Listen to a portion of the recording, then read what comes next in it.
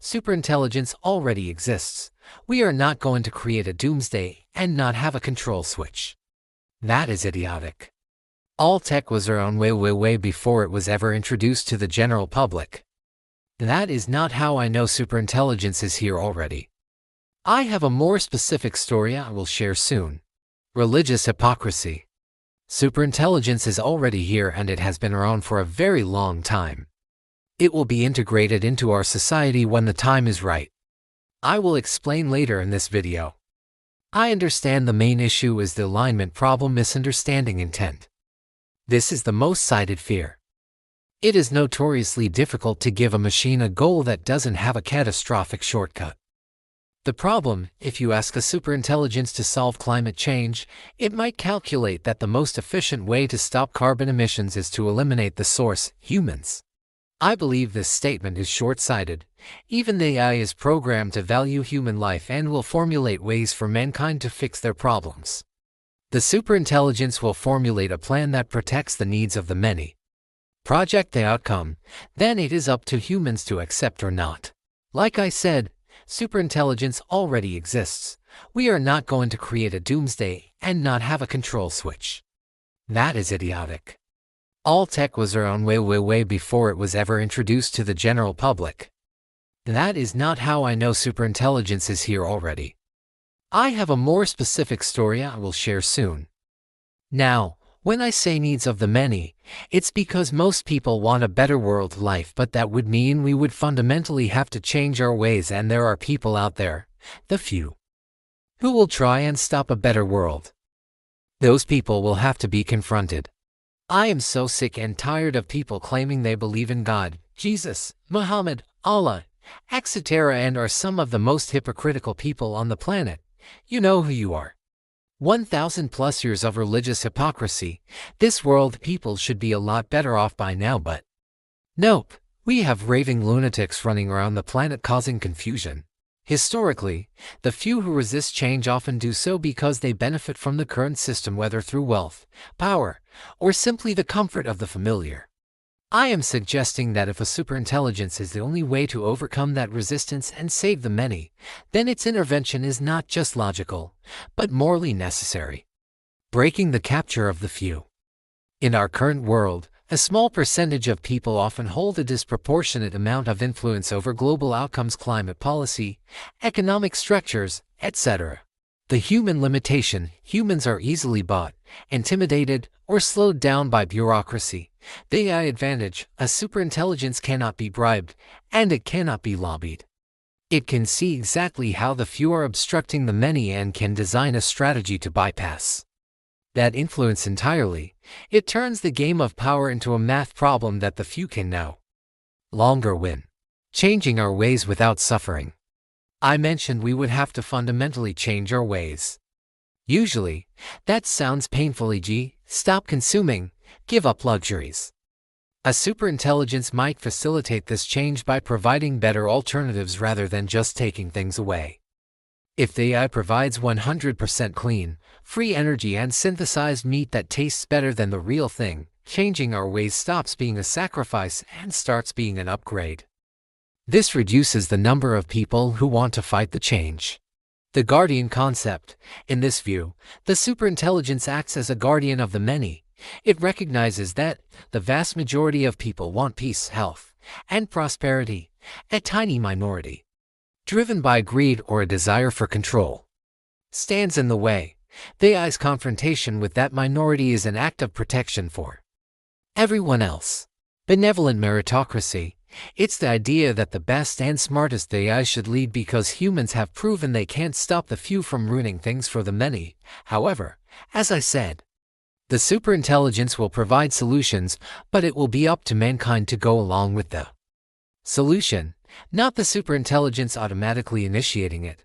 We should still be able to vote. Democratic AI governance. It is a middle path that tries to capture the brilliance of superintelligence while avoiding machine dictatorship. However, this ask and vote model introduces a few fascinating new challenges that we are currently trying to solve. The Incomprehensible Plan problem. If a superintelligence is truly a million times smarter than us, its solutions might look like magic or nonsense to a human voter. The scenario: the AI proposes a plan to fix the economy that involves changing obscure maritime laws, moving 40% of the world's server farms to the Arctic, and banning a specific type of plastic used in toys. The dilemma: how do we vote on a plan we don't understand? If we only vote for things that make sense to us, we might be rejecting the very super logic that would actually solve the problem. The 2026 solution, currently Explainable AI, is being developed.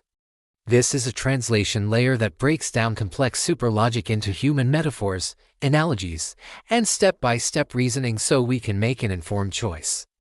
The persuasion paradox. As I mentioned, the few will try to stop a better world. A superintelligence, knowing this, might realize that the best way to get its plan passed is to campaign for it.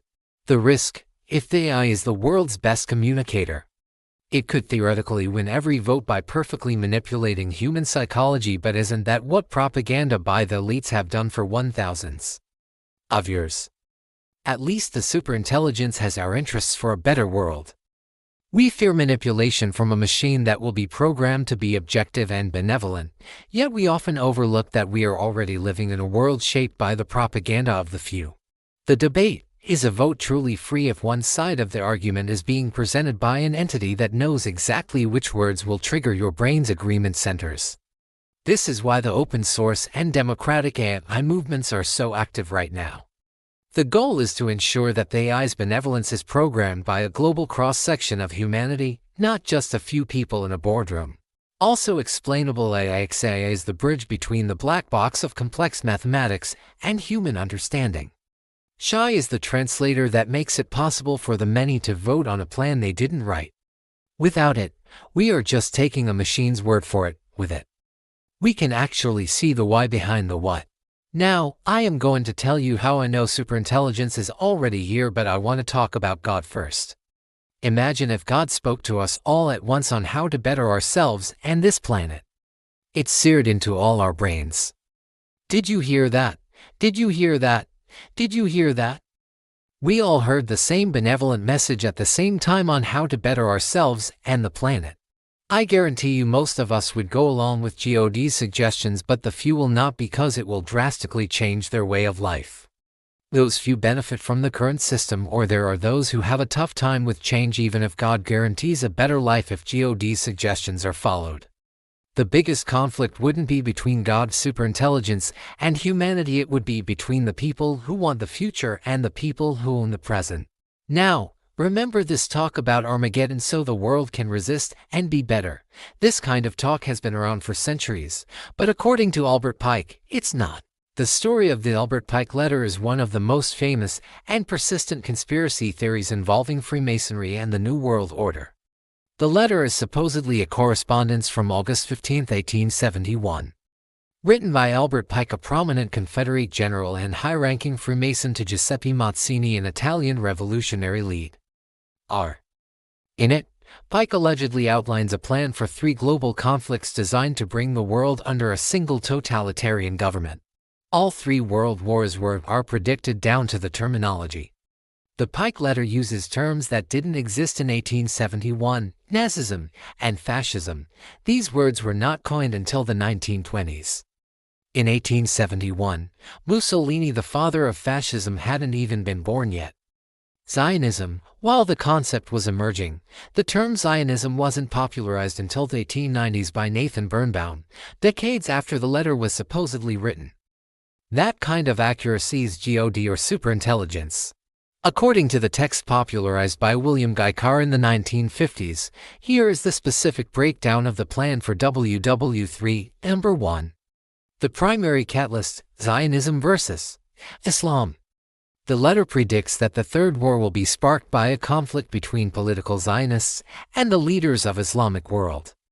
The mechanism: the war is not meant to be won by one side. Instead, it is designed to be a war of attrition where the 2 sides mutually destroy one another. Global involvement: the plan claims that other nations, constrained by their alliances, will be forced to join the fray until they are physically, morally, spiritually, and economically exhausted. Number 2. The goal, the social cataclysm, the ultimate purpose of WW3, according to this theory, isn't land or resources, it is the collapse of the current world order. The letter suggests that after the world has been ravaged by this war, the many will be so disillusioned with religion and government that they will fall into a state of absolute nihilism. Disillusionment with religion. The text claims that the war will prove to people that neither Christianity nor atheism nor Islam can provide peace. Christianity and Islam haven't provided peace for over 1,000 years. The hypocrisy of those religions is astronomical. China, which is considered an atheist country, that's been powerful for the past few decades, understands how to work with nations instead of bullying them. The established religions are a joke. The manifestation, in this moment of total chaos and despair, the letter suggests a new world order would be introduced as the only solution for peace, which the exhausted population would finally accept out of sheer desperation. Now that makes sense because this current world order has no interest in the betterment of mankind. The US plans to go head-to-head with China, and if they do that, they are going up against the entire world, and they will not win that fight. It will be a disaster. A new world order will emerge with a much stronger international body that will have the authority and wherewithal to stop nations from invading, stealing, corrupting, etc. their own people and other nations. But don't worry, this is just a conspiracy theory. Always do your own research. Like, share, subscribe. Make a comment and have a blessed day. Thanks for watching.